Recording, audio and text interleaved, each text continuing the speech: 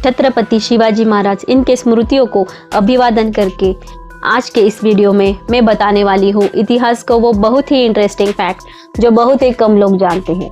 इतिहास के पन्नों में बहुत ही कम जगह उस घटना का जिक्र किया गया है। मैं दावे के साथ कहती हूँ ये वीडियो देखने के बाद छत्रपति शिवाजी महाराज इनके प्रति आपके दिल में और भी सम्मान बढ़ जाएगा।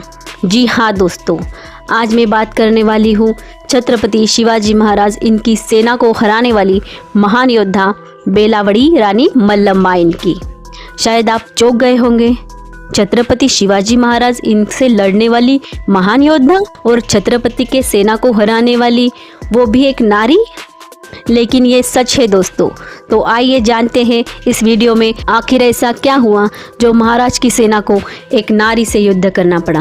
ऐसा क्या हुआ जिस छत्रपति को रानी मल्लम्मा अपना भाई मानती थी, उसी छत्रपति की सेना को रानी मल्लम्मा ने 27 दिन तक युद्ध के मैदान में कड़ी टक्कर दी। और क्या वजह रही होगी जिनकी सेना ने रानी मल्लम्मा के पति को शहीद कर दिया। उसी छत्रपति का विश्व का पहला मूर्ति शिल्प मल्लम्मा द्वारा ही बनवा दिया गया।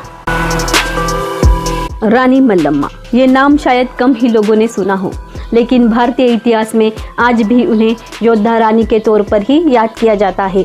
रानी मल्लम्मा अपने शौर्य और वीरता के लिए जानी जाती है। वो एक निडर योद्धा थी जिनकी साहस के आगे बड़े से बड़े योद्धा भी हार मान लेते थे। रानी मल्लम्मा का पूरा नाम बेलवाड़ी मल्लम्मा था। वो कर्नाटक के बेलगावी जिले के बेलहोगल की महारानी थी। रानी मल्लम्मा राजा मधुलिंगा नायक की बेटी थी। उनके पति का नाम राजा येसाजी प्रभु था। छत्रपति शिवाजी महाराज की सेना के साथ हुए इस घनघोर लड़ाई के बाद रानी मल्लम्मा को सावित्रीबाई के नाम से भी जाना जाने लगा। रानी मल्लम्मा भारतीय इतिहास की पहली शासक थी जिसने महिलाओं को एक स्पेशल युद्ध बटालियन तैयार की। इस बटालियन की महिला लड़ाके साड़ी पहने और हाथ में तलवार लिए अपने घोड़े के साथ युद्ध किया करती थी और खुद रानी मल्लम्मा इनका नेतृत्व करती थी। रानी बेलावड़ी मल्लम्मा में इतना साहस था कि वो बड़े से बड़े योद्धा से भी भिड़ जाती थी, फिर चाहे वो अंग्रेज हो या फिर मुगल या कोई हिंदू शासक। 17वीं शताब्दी में रानी मल्लम्मा की निर्भीकता और निडरता का हर कोई कायल था। उनके राज्य पर आक्रमण करने वालों को वो अपनी महिला बटालियन के सहारे परास्त करने का साहस रखती थी।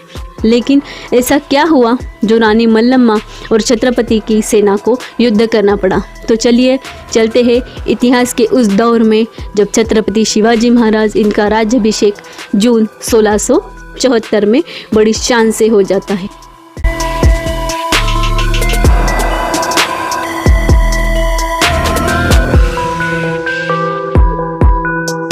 छत्रपति शिवाजी महाराज इनका राज्याभिषेक होने के बाद उत्तर में मुगल बादशाह औरंगजेब की नींद खराब हो गई।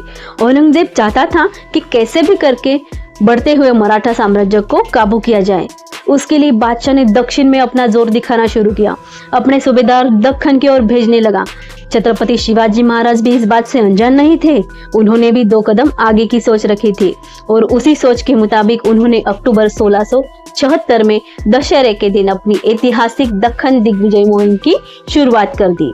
उसे ही कर्नाटक मुहिम भी कहा जाता है क्योंकि उस समय सारे दक्षिण भारत को कर्नाटक के नाम से ही जाना जाता था। दक्खन दिग्विजय मुहिम का मुख्य उद्देश्य मुगल बादशाह औरंगजेब के खिलाफ सारे दक्षिण भारत के राजाओं को एकत्रित करना। उन्होंने दक्खन मुहिम का उद्देश्य समझाते घोषणा दी कि दक्षिणेची पातशाही दक्षिण्यांच्याच हाती, मतलब दक्खन की बागडोर दक्खन के लोगों के ही हाथ। राजधानी रायगढ़ से निकलकर अलग अलग राजे आदिल शाह, कुतुब शाह, अंग्रेज, फ्रांसीस और मुगल के प्रदेशों को मराठा साम्राज्य में शामिल करते हुए मराठा साम्राज्य सालहेर से जिंदी तक फैलता गया। रणनीति साफ थी, जो साथ आना चाहते थे वो साथ आए, जो स्वतंत्र रहना चाहते थे स्वतंत्र रहे। लेकिन दक्खन में रहकर मुगलों को साथ नहीं मिलना, मुगलों की कोई हेल्प नहीं करनी है। महाराज और उनकी सेना राजधानी की ओर लौट पड़े। जाते समय जो राजा महाराजा स्वराज्य में शामिल नहीं हुए थे, आते समय ऐसे कई राजाओं को भी स्वराज्य में शामिल होने के प्रस्ताव आने लग गए। उन राजाओं की इच्छाओं का आदर करते उनको स्वराज्य में शामिल करते महाराज का काफिला कर्नाटक के धारवाड़ प्रांत के समगांव में पहुंचा, जो बेलावाड़ी के बिल्कुल नजदीक था। छत्रपति शिवाजी महाराज इनका काफिला हमारे बेलावाड़ी के पास आया है। ये बात सुनकर रानी मल्लम्मा और उनके पति राजा येसाजी प्रभु बहुत ही खुश हो जाते हैं। उनकी भी आंतरिक इच्छा होती है कि ये हमारा छोटा सा यादवाड़ राज्य भी स्वराज्य में शामिल हो जाए। इसलिए ईसा प्रभु की आज्ञा से रानी मल्लम्मा छत्रपति शिवाजी महाराज इनके नाम पत्र भेजती है। हमारी लड़ाई भी अन्याय और अत्याचार के खिलाफ है। अगर आप जैसे बड़े भाई की छत्र छाया में हमारा छोटा सा राज्य आ जाए, कृपा होगी। महाराज की तरफ से भी जवाब दिया जाता है, आप हमारी बहन और आपकी प्रजा आज से हमारी माता हुई, इनकी रक्षा की जिम्मेदारी हमारी। इतना जवाब देकर बेलावड़ी जाने के लिए तैयारियां शुरू हो जाती हैं। छत्रपति शिवाजी महाराज कहीं भी पहुंचने से पहले वहां की जांच पड़ताल और सारे हालात जानने के लिए अपनी सेना की एक टुकड़ी पहले ही भेज दिया करते थे, ताकि कोई दगा फटका ना हो। इसीलिए धनाजी के नेतृत्व में एक टुकड़ी बेलावड़ी के लिए रवाना हुई। इधर छत्रपति शिवाजी महाराज खुद हमारे राज्य में पधारने वाले हैं, ये सुनकर राजा रानी के साथ साथ प्रजा भी बहुत खुश थी।